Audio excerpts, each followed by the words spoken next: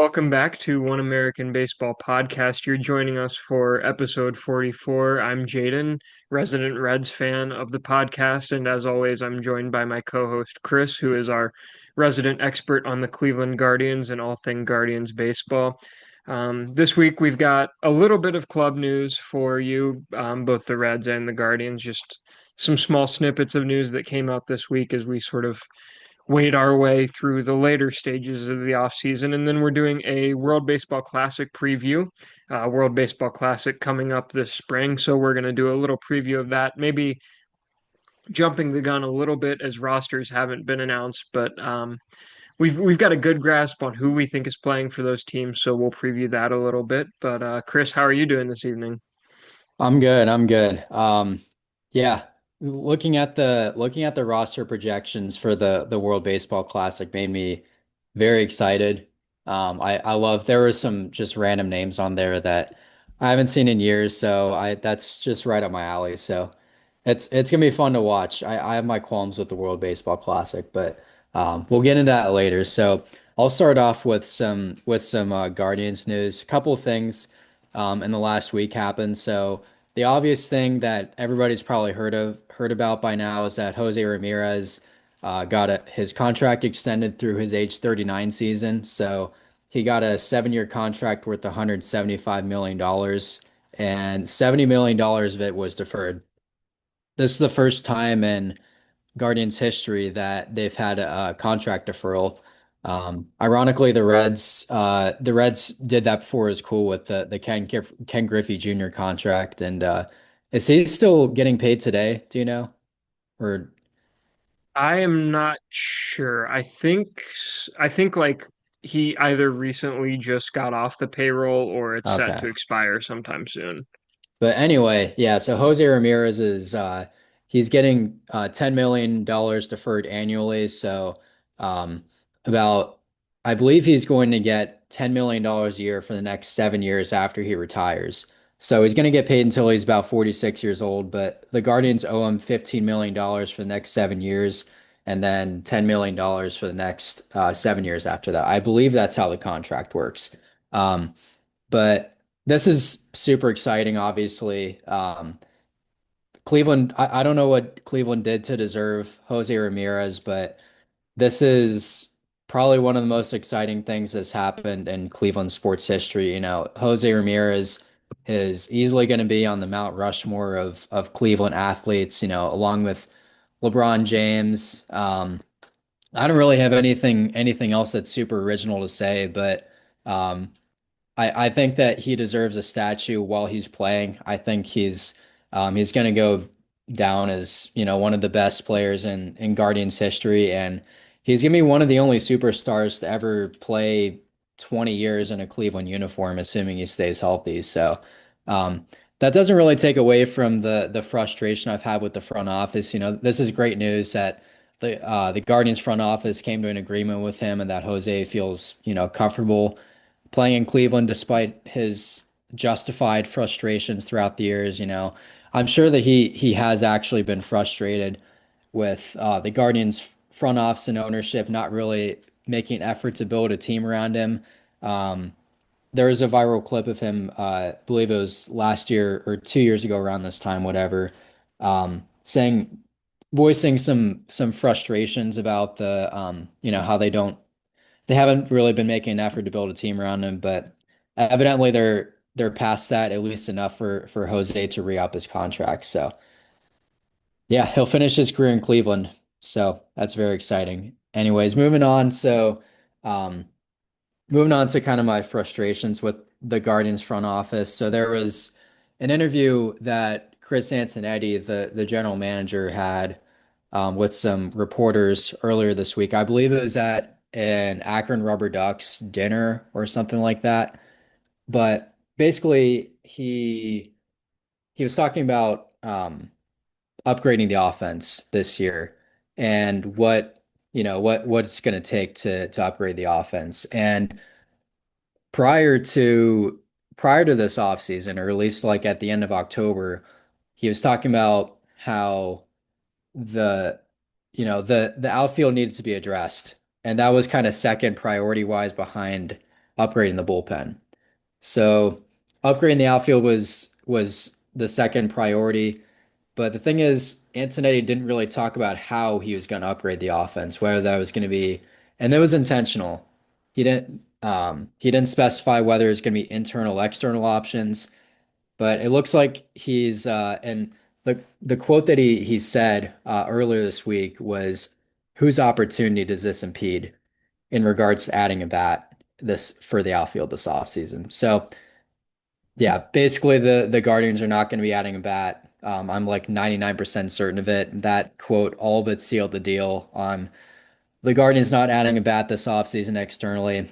Um, I think it's a cheap cop out. It's lazy, quite frankly. I think, I talked about it last episode, but the Guardians have been doing this for several years, and Jose is going to be 33 years old this year. Maybe he's already turned 33, but this is age 33 season basically. And it's not going to be much longer to where Jose is going to be a top five player in baseball or, a top three MVP candidate, whatever. So there's only you can only justify that for so long as a general manager, as an owner. Like I understand building towards the future, but this is a once in generation talent that the Guardians have that is 33 years old and starting to age a little bit. And these are the last couple years where he's going to be really effective and is going to be he's extremely underpriced. He's throwing the Guardians front office a bone and they're not picking it up. So, he's acting like and here's the thing, the Guardians have so much prospect capital. They have so many young guys. I do agree with Chris Antonetti. They have a lot of young, exciting prospects. They have six prospects in the top 100. There was a list that came out earlier this week for top 100 prospects. They have six. So the Guardians do have the prospect talent, and they do have a lot of upcoming talent that, should get opportunities. However, I think the Guardians have more than enough prospect capital to make a significant trade with another team, not only in the farm system, but in the starting rotation. They have six very, very capable starters on the team. I understand you can't have enough pitching depth, but there's got to be a certain point where you got to sacrifice a little bit of additional depth on the team for a spot on the team that doesn't have any depth whatsoever. So that's where I currently stand with the Guardians offseason. Um, it's extremely frustrating, but I'm kind of beating a dead horse about it at this point. So um, that's what I got. Yeah, it's tough, especially with how slow going this offseason has been. I feel like they sort of string you along. There haven't been many rumors surrounding the Guardians, but even still, like there are guys out there that you think the Guardians might be able to sign, and because no one is signing, you kind of hold out hope for a little bit longer. And that's currently where the the Reds are at too. Granted, they've made quite a few moves this offseason. They've been pretty active, and I've liked a lot of the moves that they've made. But the Reds got linked to a couple more free agents this week. A report came out that they were interested in both Eugenio Suarez and Austin Hayes, but they're waiting to see how the TV deal um, works out that they're currently trying to figure out. As we covered last episode, TV revenue is club dependent and based on who broadcasts the games and what market you're in and things like that. So these small market teams that were with FanDuel, um, and now that contract was voided or whatever, they don't have a company to broadcast their games right now, so they don't know where their revenue sits. Guardians fans went through this last year where they were with what was then Bally before it became FanDuel. And they decided to go to MLB TV, and the Guardians had to cut payroll because of that. And I think um, we're seeing a lot of the effects of that this offseason with the Guardians not being as aggressive in free agency. So the Reds are currently trying to see if they'll be with FanDuel or There was another streaming service that I saw the name of today. I've never heard of it. I'm pretty sure it's like made up, but that's the era of streaming. Or they could be on MLB TV, and if that's the case, they're probably not going to sign these guys because they aren't going to have the payroll for it because they're not getting the money they need to make these kind of moves. However, if they can make a deal with FanDuel or another streaming service, maybe they, go out and try to get Eugenio Suarez or um, Austin Hayes or something like that. Um, like we said, like we talked about a lot last week, it's just frustrating when the TV deals have so much of an impact on what your team can or cannot do um, regarding free agency. It's ridiculous. But that's all I've got for the Reds. Chris, I don't know if you have anything to add, but Yeah, just I just want to reiterate that the TV deals are extremely frustrating, and it's not going in the direction that I think that we wanted the TV deals to go. And unfortunately, the sad reality of it is that the small market teams kind of have to go for these off-brand TV deals so that right. they can make a little bit of money off of their TV, or else they're just losing out on so much revenue. Whereas the Dodgers and the Mets, they have some of the richest. They're making a lot of money off of their TV, and the rich are getting richer. And teams like the Guardians, I believe the Brewers are the same way. They they they can't even get a deal with the FanDuels and the Bally, everything like that, because they're not an attractive enough market. And something's got to change there for the MLB to continue to be like a fair sport. It's just going to be the Dodgers and the Mets, and then all the feeder markets if we're Yeah. not careful in a couple years. So Yeah. I don't know. I mean, I don't want to get into it because we got into it last week. yeah, But you brought up the NFL last week, and I keep thinking yeah, back to it with the revenue sharing and the way they do, even the way they do broadcasting. And here in Ohio, we've got the Bengals and the Browns. The Browns are on Fox or CBS or whatever, and then the Bengals are on the other channel. So, it's like if you're a team of one of those fans in Ohio, you can watch that team when they play, and it's just on a a national broadcast channel. It's ridiculous that MLB is so regional with their broadcasting. But we're not going to rehash it. Let's get into something a little more positive, a little more exciting, which is the World Baseball Classic. So, World Baseball Classic is going to start on March 6th, and they play pool play from March 6th to March 11th. Um, each team plays each other once in pool play, so we'll cover who is in what pool here in a little bit. Um, but each team plays each other once. Top two teams from each pool advance to tournament play, and pool winners play pool runners up. So, like for example, the pool B winner will play the pool A runner up. Pool A winner will play the pool B runner up. Same for pool C and D. So when you get into tournament play, the quarterfinals are March 13th and 14th. The semifinals are March 15th and 16th, and then the final is played on March 17th. So we are less than 2 months away from meaningful baseball being played. That's what I like about the WBC, Chris. I know you have your qualms with it, but it gets us to meaningful baseball a little bit sooner. They're exciting games. National pride is on the line. If you're prideful of your nation, um, but that's where we're getting to with the WBC. So yeah, yeah. I definitely do have my qualms with the WBC, but only from a standpoint of the Guardians players getting injured and then not being able to play for the whole season. I love the concept of the WBC, and I think it's a really really cool idea.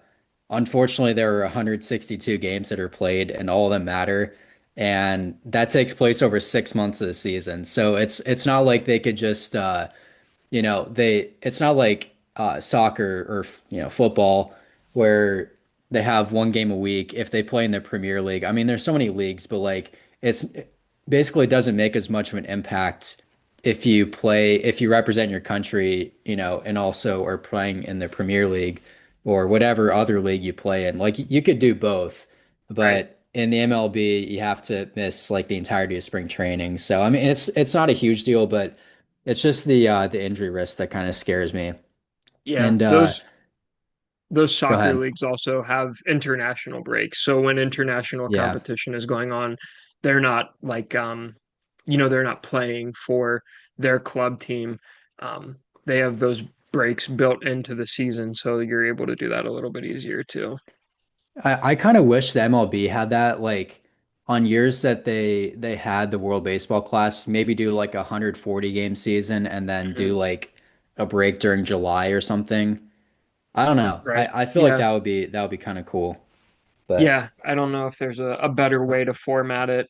You just hope that these guys can stay healthy throughout it. I know Edwin Diaz got hurt during the last edition of the WBC, and that was him just celebrating a win. So, there's freak injuries like that. And you could argue those would happen in spring training all the same. yeah. Um, but yeah, there's definitely a little bit of an injury risk. But let's get into the groups and who we predict is going to um, perform well at this WBC. So, Group A, we've got Puerto Rico, Cuba, Canada, Panama, and Colombia. And Chris, I'll let you go through the some of the notable players from each of those rosters. Yeah, so two teams really jump out to me here, and it's Puerto Rico and Canada. So I'll get into Puerto Rico, like kind of what the roster is. So Christian Encarnacion Strand or CES is going to be on the team as well as Carlos Correa, Riley Green, Willie Castro, Frankie Lindor, Elliot Ramos, Jose Barrios, Seth Lugo, and Edwin Diaz, along with a bunch of other players. But those are kind of the notable players for Puerto Rico. So pretty stacked team. They're going to be one of the better teams in the whole tournament. And then you also, like Jaden said, you have Cuba. So Cuba is not quite as strong of a team. They do have Andy Pajes, they have Andy Ibanez, and they have Yohan Moncada, Yariel Rodriguez. So those are the only confirmed major leaguers that are on the Cuba roster. So they're probably not gonna make the championship game. And then Canadian roster is pretty good. So they have Tyler O'Neill, Freddie Freeman, Denzel Clark, both Naylor brothers, um, Otto Lopez, Michael Soroka, Cal Quantrill, and Jameson Taillon. So their lineup is a lot stronger than their pitching staff, but they have a pretty good roster. So I'm excited to see. I think Team Canada can really hold its own, at least in this group. So. Um, and Team Panama is kind of funny. So Logan Allen is actually on Team Panama. So that's super random. I don't know how Logan Allen got to play for there. Like, you could really play for any WBC team, and I don't really know how it works to be eligible to play on a certain WBC team. But Logan Allen's playing for Team Panama, so he's Panama's going to get smoked in this tournament. They have a few other major leaguers. They have Edmundo Sosa, Jose Caballero, and Johan Camargo also on this team. So no real superstars on Panama. And then Colombia has a pretty decent team.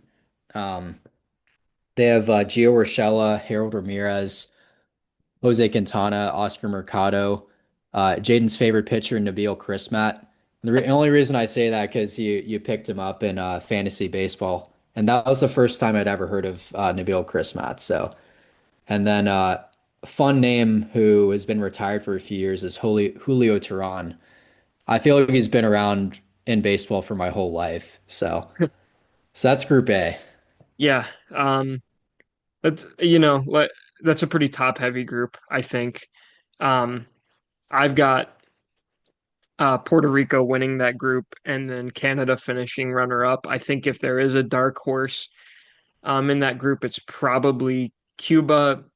Cuba's weird because they miss out on some players who um, defected from the country or something like that. Like Randy Rosarena, Yeah. who was born in Cuba, represents Mexico. We'll get into that roster a little bit later, but Yeah, I think if anyone is going to surprise in that group, it's probably Cuba, but I don't see it happening. I think Puerto Rico wins and Canada finishes runner up. I disagree with you. I think that Colombia is going to be a team to watch in Group A. I do agree with your top two teams. I think Puerto Rico is going to win. Actually, what did I actually say who was my winner for You have this? Canada No, winning. I had Canada. I have Canada upsetting Puerto Rico. Um, I don't know. Canada has a sneaky roster. Like I said, I think their pitching staff is not nearly as strong as their lineup, but I think they have what it takes to pull an upset against Puerto Rico. So I have Canada winning, and Puerto Rico being runner up. So Yeah, it's interesting in the WBC, especially in these group rounds, because you see some really big blowout games, because some of these teams just don't have great pitching, and then as you get into the tournament style play, they can sort of line up their pitching a little bit better. So yeah, it'll be interesting to see if Canada can sort of slug their way to a group win, where I think Puerto Rico will be able to pitch a little bit better, but they might not have the same lineup depth. Um, so yeah, let's move on to Group B here. Um, we've got the USA in Group B. Ton of notable players for them, a lot of big leaguers. Team Mexico, Team Italy, Team Great Britain, and Team Brazil are the Group B teams.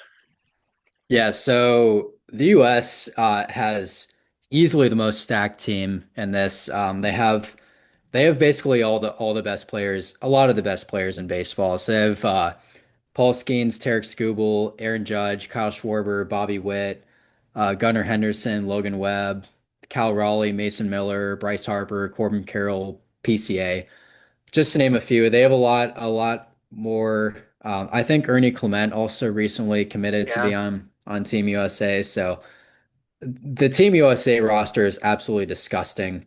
Um, I think they're easily going to win this group. Now, I think it's pretty clear cut that it's going to be U.S. versus Mexico, but I'll get into who the other teams are and the like other notable players in this group because I think there's some interesting names on here. So, um, Team Italy has Vinny Pasquantino, Brandon Nimmo, Sal Frelick, Aaron Nola, Chase Burns, Matt Festa, and Anthony Volpe. So, I think Team Italy might be the dark horse in this group. If another team is going to do something, I think it would be Team Italy. Um, Great Britain also has some pretty interesting players. So they have Aroldis Chapman, Jazz Chisholm, Harry Ford, Akil Baddoo, and Ian Jabot. So those are kind of the only big leaguers in Great Britain. But kind of the big story with Great Britain is Aroldis Chapman being on the team. So and then Brazil has Bo Bichette and his brother Dante Bichette Jr., as well as Dylan Lee for I believe he's a Toronto Blue Jay now. He I was a yeah, Tiger, but yeah. I think the Blue Jays signed him. But anyway, Dylan Lee is a reliever.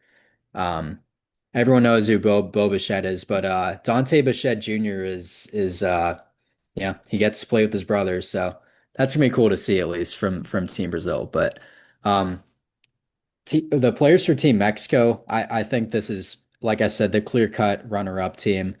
They have Jaron Duran, Randy Rosarina, Alejandro Kirk, Isaac Paredes, Andres Munoz, Marcelo Meyer, and Jonathan Aranda, just to name a few. So, yeah, pretty stacked roster.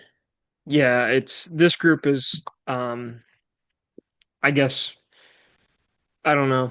Group C is also, I think, pretty clear cut as far as who's going to make it out.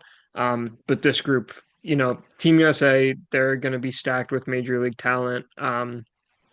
They're easily going to win this group. I don't see a world where they don't win this group. And then I've got Mexico finishing runner up in the group. Like you said, I think if there is a dark horse, it's probably Italy, and they might sneak in over Mexico. But Team USA is going to win this group. There's not a doubt in my mind. Yeah, if Team Italy makes the group final game or whatever it's called, then the US is gonna blow them out of the water. It's Yeah. gonna be ridiculous. So All right. So we've got the same predictions for that group. No disagreements Yeah. there. Yeah. Let's get into Group C. This is another pretty clear-cut group with two well, one really strong team, another team that, will probably make it, and then three teams that I think are just happy to be there. So Group C has Japan. Obviously, they're gonna run away with this group. Then Australia, Korea, Czechia, and then Chinese Taipei. So, yeah, like I said, Japan's going to win this group, I think, and then Korea will probably finish runner up, um, just by virtue of being the only other team in this group that has like a domestic baseball league that they can pull players from. Yeah, I have the same prediction as you. I definitely agree. So Team Japan has to name a few, they have Shohei, Yoshinobu Yamamoto, Seiya Suzuki, Munetaka Murakami, who I believe signed with the White Sox this Yep. offseason, and then Kazuma Okamoto, who signed with the Blue Jays. So, like you said, Japan has a domestic league, and the Japanese league is it's either almost as good as the MLB or kind of on the same level. So they have a lot of domestic players that they pull that I've frankly never heard of that are just as good as, your Bobby Witts and your Gunnar Hendersons and your Corbin Carrolls and all those guys. So then the Korean players kind of the same deal, but Korea's kind of a little bit of a step below the Japanese domestic league. There's a lot of players from the KBO that are kind of stars in there that are going to play on Team Korea, but some players from the MLB or have played in the MLB are Hyunjin Ryu, Hae-sung Kim, and then Jung-Hoo Lee. So um, pretty fun team. There are a few fun names for Team Australia as well. Liam Hendricks is on that roster as well as Curtis Mead, who I think is a White Sox, and then Travis Bazzana is on Team Australia. So I'll be watching for Team Australia to see Travis Bazzana play. It's kind of like seeing Bo Naylor in 2023, like right when he came up, but I guess on a little bit more fun level. Um, Team Czechia, I think is very interesting because they have a team full of guys that aren't even close to big league or even like professional caliber. They have a lot of pitchers that throw in the 70s with their fastballs with not super impressive off speed, but they find a way to strike. I mean, there's a clip of a Czech pitcher who struck out Shohei Ohtani with like a 78-mile-an-hour fastball. So they're actually like on a level where they're so bad they're actually like kind of good. So Czechia is always they're always kind of interesting to watch to see if they'll pull like a random upset on somebody. Because like their whole entire roster is basically just guys who have day jobs Right. who happen to be really, really good at baseball. So they have crazy work ethics and with that comes, being very competitive on the field. So Team Czechia is always kind of interesting to watch. And Chinese Taipei, I didn't recognize any rosters, or sorry, any players that were on the roster other than Yu Chang, who notably was an Indian in I believe like 2019 and 2021-ish. He was a replacement level infielder, so that was kind of fun to see. So Yeah, I Team Chechia is funny because we joke about guys being like plumbers and electricians. Like when you yeah, say a team is a bad team, you say, oh, they've got plumbers and electricians. Or Babe Ruth was playing plumbers and electricians, yeah. so his career stats not that impressive. I think the guy that struck out Shohei in that clip you're talking about is actually an electrician, which is pretty funny. Like that, the saying, art mirrors life sometimes. But yeah, that'll be, I think that won't be the world's most interesting group, but it'll be a fun group to watch.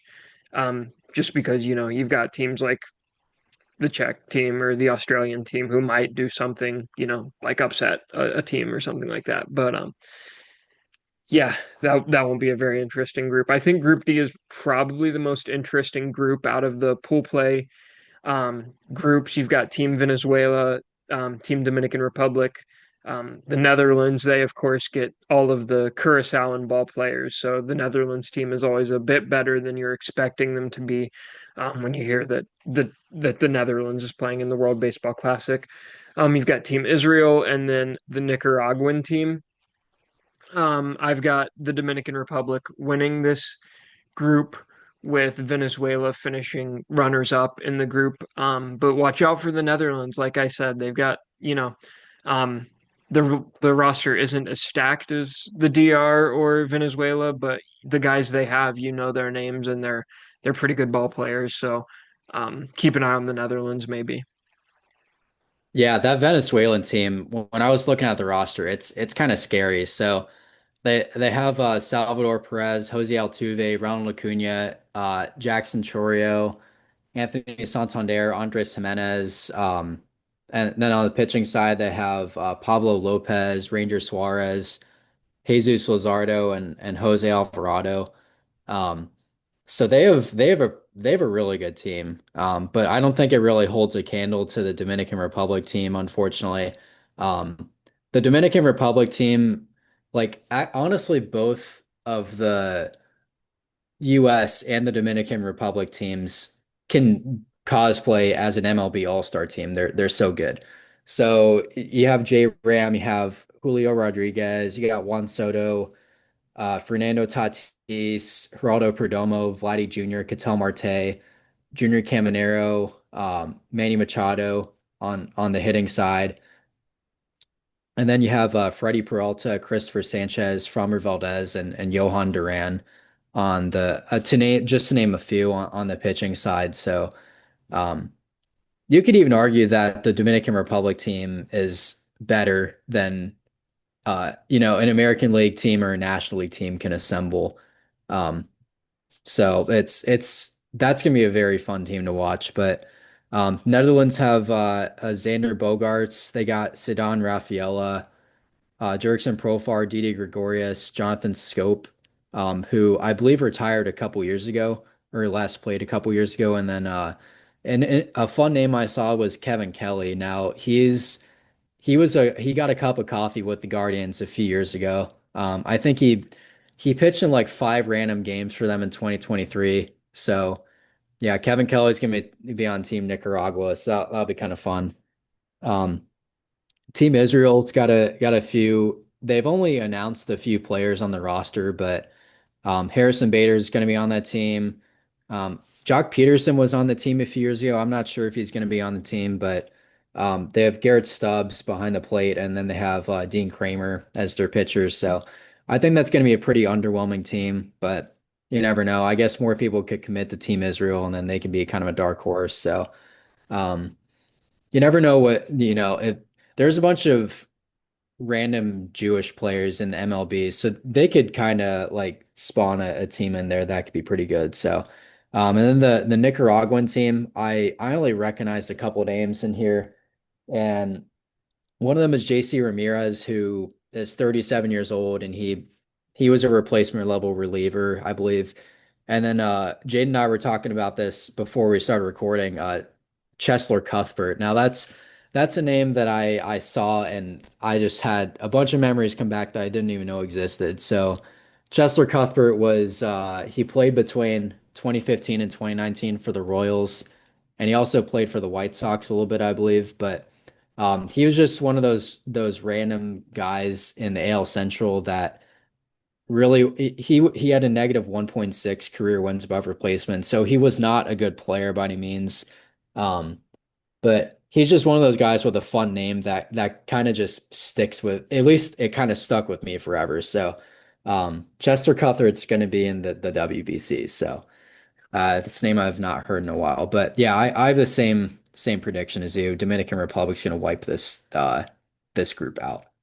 Yeah, I was looking back at the 2023 WBC. The DR didn't even make it out of group play that year.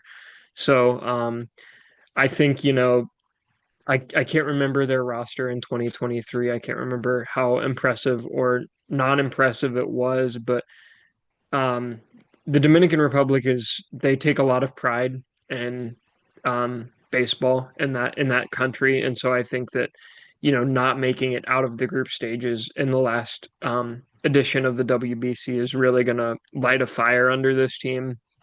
And yeah, I think they're really going to impress a lot of people. I think the Dominican Republic choked a few years ago. Like they just colossally blew up. Yeah. I think they had a pretty good team. Like not as good as this year's Mhm. roster, but like they had a much better team than someone who doesn't make it out of group play. So Right.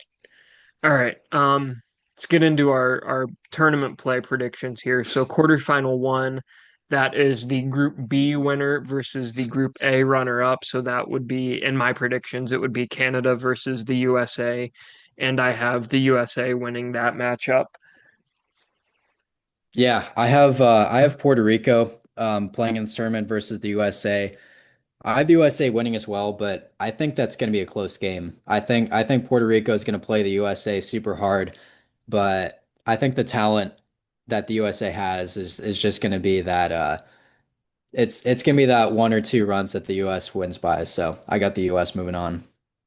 Yeah. Quarterfinal two is the Group A winner versus the Group B runner-up. So in my bracket, that is Puerto Rico versus Mexico. And I've got Mexico pulling maybe a little bit of an upset here against the Puerto Rican team. I think those are two pretty evenly matched teams.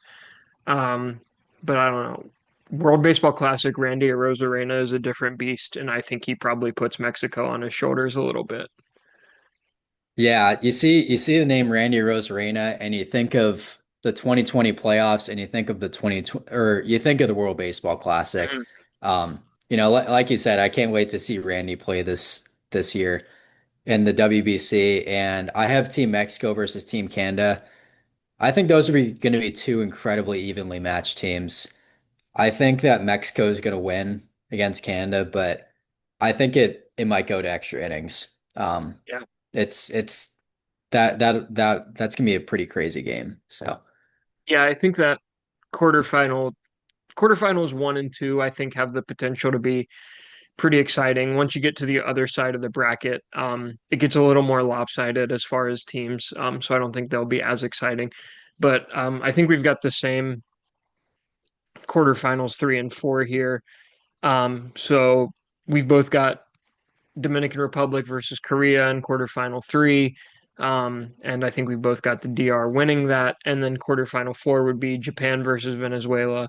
And we've both got Japan winning that. Um, I think that one has the potential to maybe be close. I don't know. Japan's just so good. And like you said, you don't know a lot of guys on that Japanese squad because they play in the Japanese league. But that league is on par with the MLB. So it's like you might not know these guys, but that doesn't mean that they can't play with this big league talent that's on the Venezuelan team. So I think Japan still pulls that out. yeah, and what's crazy is that like if you ever watch videos on like how Japanese players are trained growing up, it is incredibly intense. Like they're trained like 12 hours a day. I mean, they don't even go to school. Like most Japanese, like if you if you're like a Japanese kid, then you either go to school or you play baseball. And most Japanese players will get hurt or burn out by the time that they're high school age. But there's the unicorns that actually make it through.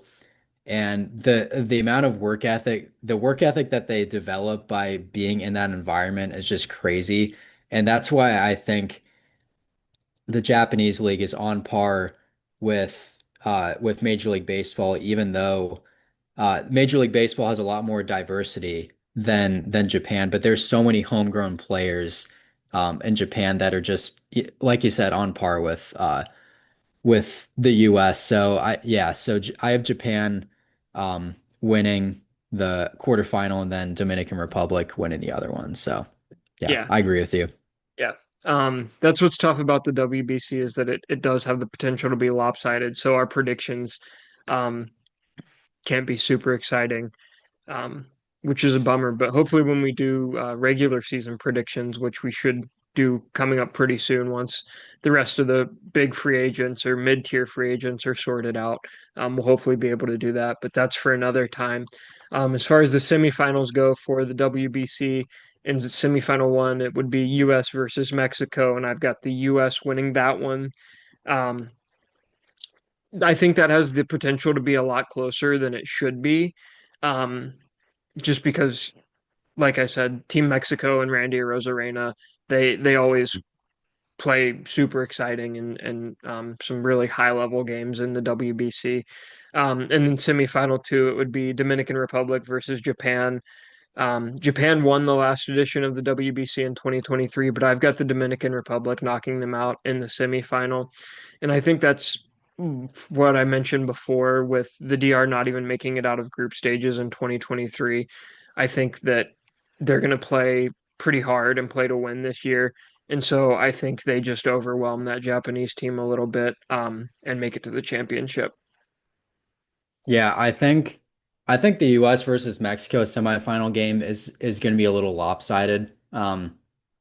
I think there's going to be a lot of runs scored on both teams. I think however you put it, the US is going to score a lot of runs, and it's just a matter of like, if Paul Skeens starts for the US against Team Mexico, I think they might be kind of toast, but it could either be a blowout or the US is going to beat them like 20-18 or whatever, but um so yeah, that's what I have. I have the U.S. winning that first semifinal game, and then I think Dominican Republic versus Japan is going to be one of the most exciting games that like it's probably going to rival the U.S. versus Japan game from 3 years ago. I think it's going to be that entertaining.